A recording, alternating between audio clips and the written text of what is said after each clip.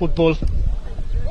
Try get that cross inside that box because Busoga had a few numbers for going up. So touch here, lovely combination. And the moment for Busoga! And that's what they've been looking for. Dixon Matama